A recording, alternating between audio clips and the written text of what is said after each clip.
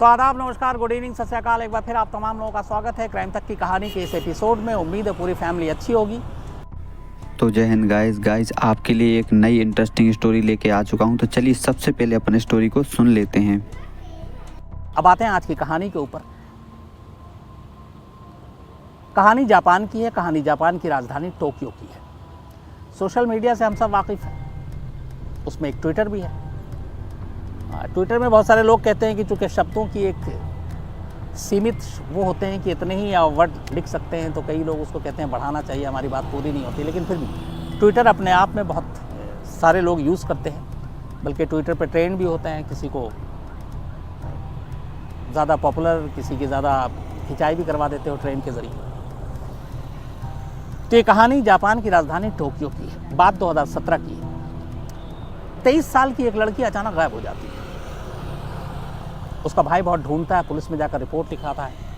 बहन का कोई सुराग नहीं मिलता। उसका भाई सोशल मीडिया पे बहुत एक्टिव था, जिसकी बहन गुम हुई थी, और वो एक तरह से हैकर भी था, हैक भी कर लेता था। तो जब कई दिन बीत गए और उसकी बहन का सुराग नहीं मिला, पुलिस भी खाली हाथ, तो भाई को चिंता हुई और वो अपने हर जानकार, हर सोर्सेज से उसका पता लगाने की कोशिश करते करते जब हर तरह से हार गया, तो उसने कहा कि अपनी बहन के सोशल मीडिया को खंगालते हैं। उससे पहले भी खंगाला उसने, सारे व्हाट्सअप चैट और ये वो कॉल डिटेल्स पुलिस भी देख रही थी, बट कोई सुराग नहीं मिल रहा था। तब उसने अपनी बहन के ट्विटर अकाउंट को खंगालने की कोशिश की, कुछ मिला नहीं। फिर उसने क्या किया कि उस अपनी सिस्टर के उस ट्विटर अकाउंट को उसने हैक किया। जब उसने हैक करके उसके अंदर घुसा तो उसे एक चैट दिखाई दिया, और वो चैट एक लड़के से कर रहा था। लेकिन जो अकाउंट था, जो इसकी सिस्टर यूज़ कर रही थी और जिसको उसने हैक करके निकाला था, उसका नाम था हैंगिंग प्रो। तो उसे बड़ा अजीब लगा। उसने उस ट्विटर अकाउंट को चेक किया और उसमें देखा कि एक लड़का है जिससे उसकी सिस्टर बात कर रही थी, और बड़ी अजीब बात हो रही थी। वो मौत की, मरने की, इस तरह की बातें हो रही थी, सुसाइड की। उसने ये अकाउंट फ़ौरन पुलिस को दिया और कहा कि मैंने ऐसे हैक किया अपनी सिस्टर का अकाउंट ट्विटर का, और उसमें ये चैट दिखा और ये एक अकाउंट है। पुलिस ने अब उस अकाउंट पे काम करना शुरू किया। काम करते करते पुलिस उस अकाउंट को जिसने बनाया था, क्रिएट किया था, उसका पता लगाने में कामयाब रही। और पता लगाने के बाद आखिरकार पुलिस टोक्यो में ही एक इलाका है जामा के एक फ्लैट में पहुंचती है। ये फ्लैट ताकाहिरो शिराइशी नाम के एक 29 साल के शख्स का था। जो अकाउंट क्रिएट हुआ था, जो गुमशुदा लड़की के, उस लड़की का अकाउंट इसी ताराशिको शिराइशी ने बनाया था। और ये जो एक्सपर्ट्स हैं, उनके ज़रिए पुलिस इस नतीजे तक पहुंची और फिर टोक्यो में जामी के उस फ्लैट पे पहुंचती है। ताकाहिरो शिराइशी घर में मौजूद था। जब वो उस फ्लैट के दरवाजे पे पहुंचती है, तभी पुलिस को कुछ अजीब सा लगता है। दरवाजे पे एक खौफनाक भूत जैसा कुछ तस्वीर बनी हुई थी। इसके बाद पुलिस घर के अंदर दाखिल होती है। जैसे ही दरवाज़ा खोल के अंदर दाखिल होती है, एक अजीब सी गंध, एक अजीब सी बू पुलिस की नाक में पड़ती है। पुलिस को कुछ अजीब सा लगता है। इसके बाद उस घर की तलाशी ली जाती है, घर के अंदर, घर के बाहर। पुलिस को हैरानी तब होती है जब उस घर के अंदर कूल बॉक्स और फ्रिज जैसी चीज़ों में कुछ इंसानी टुकड़े नज़र आते हैं। इसके बाद उसी घर में 9 बॉक्स दिखाई देते हैं पुलिस को। उन 9 बॉक्स को खोला जाता है तो उस कुछ बॉक्स में ऊपर बिल्ली की अस्थियां, पंजर थी, और बाकी नीचे इंसानों के अंग थे। 9 बॉक्स को खोलकर जब समेटा जाता है तो इंसानी अंगों के 240 टुकड़े मिलते हैं। पुलिस का सर घूम जाता है। वो एक लड़की जो गुम थी, उसकी तलाश करते करते इस फ्लैट तक पहुंची थी, लेकिन यहाँ फ्लैट में पूरा का पूरा एक, आप समझिए तो, बूचड़खाना जैसा दिखाई दिया। 240 टुकड़े, 9 बक्से, उन 9 बक्सों में इंसानी अंगे। पुलिस को कुछ समझ ही में नहीं आया। इसके बाद वो ताकाहिरो शिराइशी को गिरफ्तार करती है और उससे पूछताछ करती है। पूछताछ के बाद लंबी घंटों बैठ के वो कहानी सुनाता और पुलिस उस कहानी को सुनती। और उस कहानी को सुनने के बाद जो बेचैन कर देने वाला सच सामने आता है वो कुछ यूँ था। ताकाहिरो शिराइशी एक आम लड़का था, एक आम नौजवान था, और 2017 तक से पहले तक वो बिल्कुल आम जैसा ही था। 2017 आते आते वो अचानक सोशल मीडिया पे बहुत एक्टिव हुआ। उसने इधर उधर देखना शुरू किया। उसने कुछ ट्विटर पे कुछ लोगों के अकाउंट्स पढ़े और उसमें बड़ी अजीब अजीब बातें थी। कुछ लोग मरने की बात करते थे, कुछ कहते थे कि ज़िंदगी में क्या रखा हुआ है, खुदकुशी करने की बातें। ये पढ़ता, वो इग्नोर करता। कुछ दिनों के बाद फिर ऐसे उसको सामने ट्विटर पे कुछ ऐसे लोगों के अकाउंट्स आते, बातें आती। ये बात उसके दिमाग में घर कर गई। उसने कहा लोग ऐसा क्यों लिखते हैं और वो मरना क्यों चाहते हैं। यही उसके दिमाग में पहला सवाल था और यहीं से उसके दिमाग में एक क्रिमिनल ने एंट्री मारी। इसके बाद वो ट्विटर पे एक अकाउंट बनाता है जिसका नाम था हैंगिंग प्रो। अब इसका मतलब शायद यही है कि मतलब जो फांसी करने वालों का जो सपोर्ट करे, समर्थक। बनाने के बाद इसने इसके ऊपर अपनी तरफ से ट्विटर पे लिखना शुरू किया। जो इसने पहली बार लिखा वो लाइनें ये थी कि मैं सब कुछ भूल जाना चाहता हूँ, मैं गायब हो जाना चाहता हूँ। ये 2017 के पोस्ट में पहली बार ताकाहिरो ने लिखा कि मैं सब कुछ भूल जाना चाहता हूँ, मैं गायब हो जाना चाहता हूँ। इसके ऊपर इसके बड़े सारे रिएक्शन आए। कुछ वो लोग थे जो अब तक मरने की बातें लिखते थे। इसके इस लाइन को पढ़कर एक ने इसको वापस रिप्लाई किया और कहा कि मैं आपकी इस बात से सहमत हूँ, मैं भी भूल जाना चाहता हूँ, मैं भी गायब हो जाना चाहता हूँ।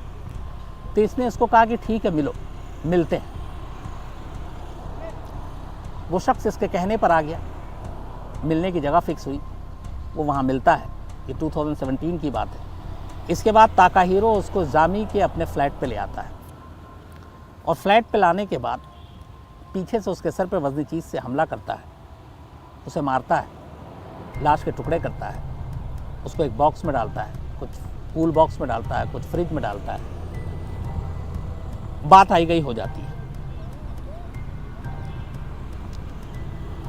पहले कत्ल के बाद उसे लगा कि ये तो बड़ा आसान था। इसके बाद वो फिर ट्विटर पे जाता है और अलग अलग अकाउंट लिखता है और उसके जो कुल मिला के अलग अलग शब्दों में लिखता था, लेकिन मतलब और मैंने एक थे कि अगर कोई मरना चाहता है तो आओ, मैं तुम्हारी मदद करता हूँ मरने में।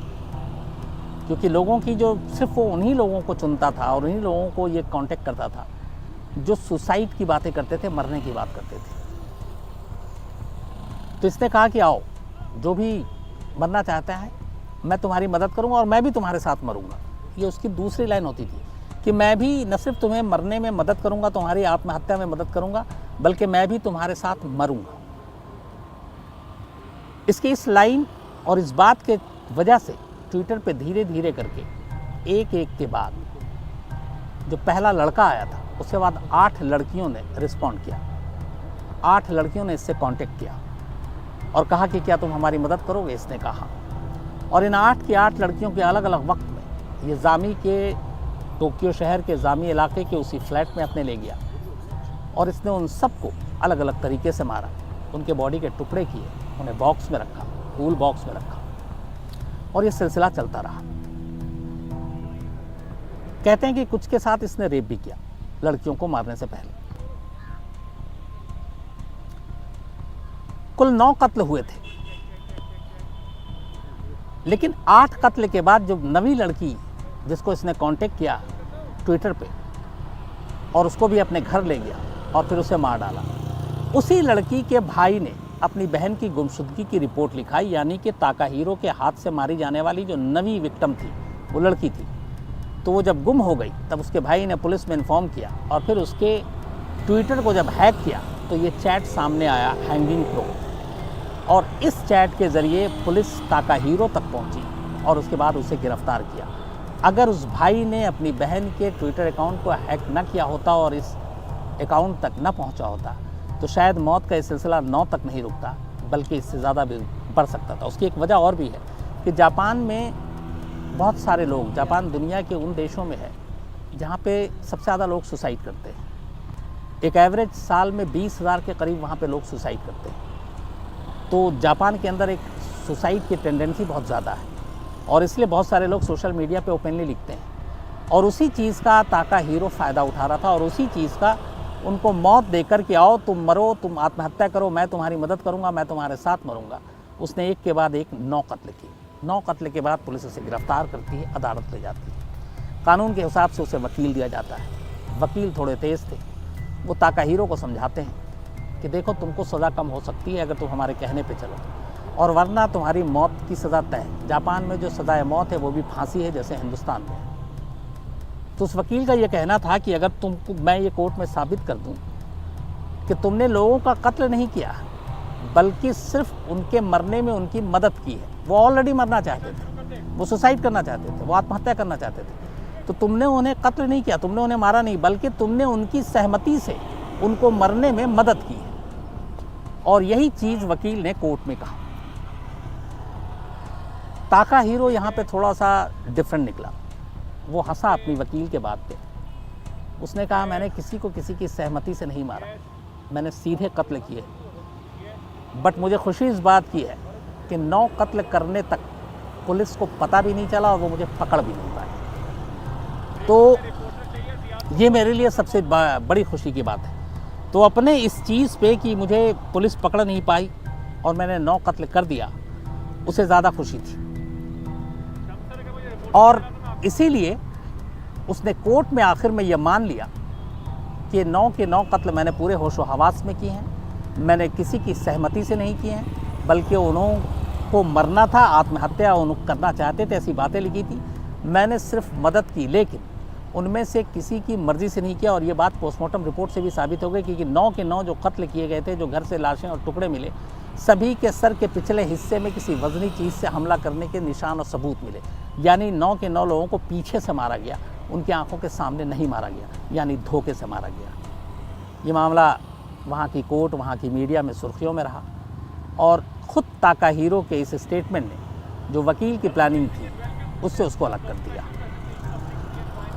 तो ये मामला अभी भी वहाँ कोर्ट में है। लेकिन ये एक अजीब कहानी है कि ट्विटर पर जाकर लोगों को मरने और मारने की आप न्योता दे रहे हैं, फिर बुलाते हैं और मारते हैं और एक के बाद एक आप 9 कत्ल करते हैं। पूरे जापान में इस किलर का नाम ट्विटर किलर के नाम के तौर पर एक तरह से कुख्यात भी हुआ और इस कहानी को वहाँ ट्विटर किलर के नाम से ही लोग जानते हैं। केविन बैरोट हमारे क्राइम तक फैमिली के मेंबर हैं। इन्होंने मुझे ये कहानी भेजी थी, तो thank you very much Kevin. Crime तक फैमिली के बाकी लोगों तक ये कहानी पहुंचाने में आपने मदद की। तो ये थी आज की कहानी। तो गाइज़ उम्मीद करता हूँ कि ये स्टोरी आपको बहुत ही अच्छी लगी होगी, सीरियल किलर की, ट्विटर किलर की कहानी।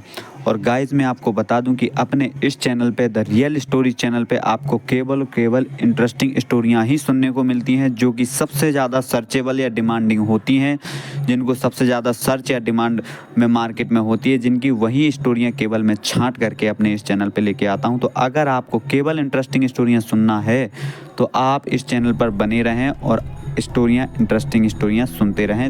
अब आपको मैं बता दूं कि अब मिलते हैं अपन नेक्स्ट डे, तो एक बहुत ही नई इंटरेस्टिंग स्टोरी लेके आने वाला हूं कल मैं। तो वेट करिए, इंतज़ार करिए कल का। तब तक के लिए जय हिंद।